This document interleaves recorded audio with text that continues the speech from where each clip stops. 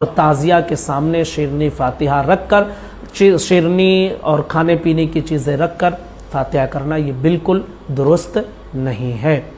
के सामने मिठाई रख के फातिहा नहीं देनी चाहिए। हमने कहा अच्छा, ढोल भी नहीं बजाना चाहिए, फातिहा भी नहीं दे तो करें क्या? ढोल भी ना बजाएं, फातिहा भी ना दिलाएं तो करें क्या? बोले नहीं दिलाना चाहिए। हमने कहा अच्छा एक बात बताइए हजरत, हमने वुजू किया और उसके बाद जहाँ नमाज लिया, ताज़िया शरीफ जहाँ रखा है उसके सामने जो चबूतरा है या जो कालीन वगैरह कुछ भी पड़ा है, बिछा है, वहाँ जहाँ नमाज बिछा दिया, किबले की तरफ रुख किया और नियत बांधी, नमाज पढ़ी। बताइए हमारी नमाज हुई कि नहीं हुई? हमारी नमाज हुई कि नहीं हुई? थोड़ी देर पहले सोचते रहे, बोले आप बताइए। हमने कहा सब हम ही बताएं, कुछ तो आप बताइए। फिर सोचने लगे, बोले हाँ नमाज तो हो गई। हमने कहा क्या कयामत है कि जिस जगह नमाज हो जाए उस जगह नियाज ना हो?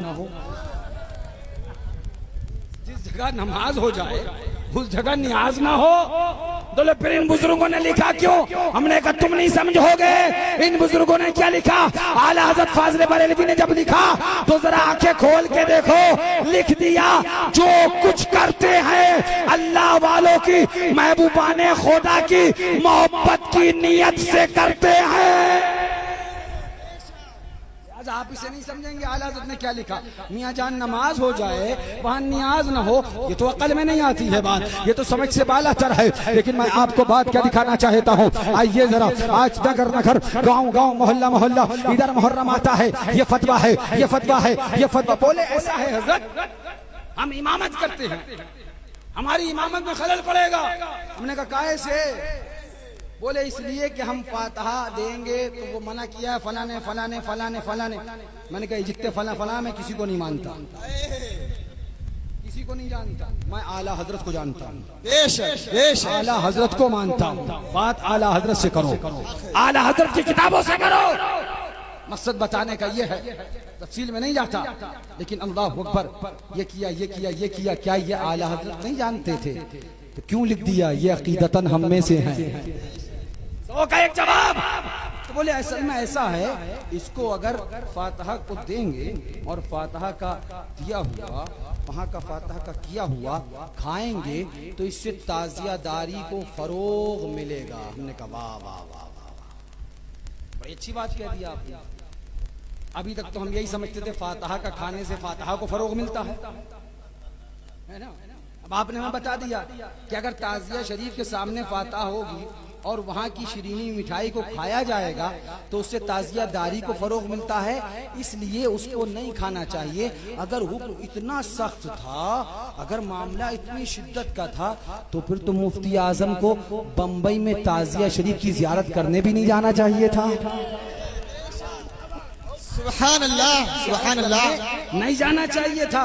फिर सुभान अल्लाह, सरकारे कला को बम्बई के ताज़िये की जियारत करने नहीं जाना चाहिए था। फिर अल्लाहु अकबर, सैयदुल उलमा महरारवी को ताज़िया की जियारत करने नहीं जाना चाहिए था। फिर कहना चाहिए ताजुल उलमा महरारवी को ताज़िया शरीफ की जियारत करने नहीं जाना चाहिए था। फिर हमारे दादा पीर शेर बेशअले सुन्नत को बम्बई के ताज़िये की जियारत करने नहीं जाना चाहिए था।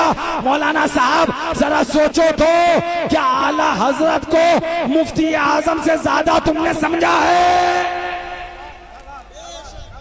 क्या मुफ्ती आजम से ज्यादा समझा है? मुफ्ती आजम भी गए, सैयदुल उलमा भी गए, ताजुल उलमा भी गए, सरकारे कला भी गए, शेर बेशअले सुन्नत भी गए ताज़िया की जियारत करने। इनकी जियारत करने जाने का मकसद क्या था? ये जियारत करने क्यों गए? इसीलिए कि ताज़िया की जियारत करने चलो, आज हम जाएंगे, कल कौम के लिए ये दलील बनेगा, ये दस्तूर बनेगा, कौम इसको दलील बनाएगी।